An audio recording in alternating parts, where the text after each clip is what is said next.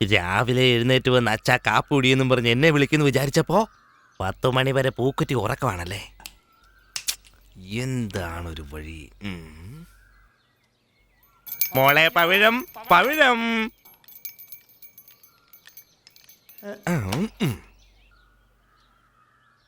മോളെ പവിഴമേ, എടി പൊന്നുമോളെ, എന്റെ അനിയത്തി തങ്കമ്മയില്ലേ മോളെ, എന്റെ മോളെക്കാളും ഈ അച്ഛൻ അവളെയാണ് കൂടുതൽ ഇഷ്ടം.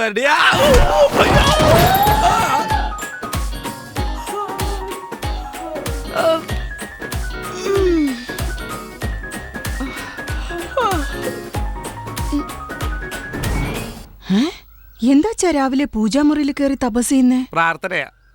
എന്ത് പ്രാർത്ഥനയാ? നിന്റെ ചവിട്ട് കൊള്ളാൻ. ചവിട്ടി കൂട്ടിയതും പോലെ കളിയാക്കുക. ഞാൻ ചവിട്ടിയെന്നോ? ഇത് തമാശ കാണിക്കേണ്ട സമയ, വെറുതെ. മോളെ പവിഴം, ഇന്നലെ സംഭവിച്ചത് മറന്നുപോയോ? എന്ത് സംഭവിച്ചു? എന്ത് സംഭവിച്ചെന്നോ? നീ നിന്റെ അപ്പച്ചിയോട് എന്തൊക്കെയാ പറഞ്ഞത്? നിനക്ക് റേഷൻ വേണ്ട, അല്ല രോഷം വേണ്ടാന്ന്. നീ എന്ത് ചെയ്യണമായിരുന്നു? രാവിലെ തന്നെ അച്ഛനെ വിളിച്ചിട്ട് അച്ഛാ നമുക്കൊരു കാൽ ടാക്സി തുടങ്ങാന്ന് പറയണമായിരുന്നു.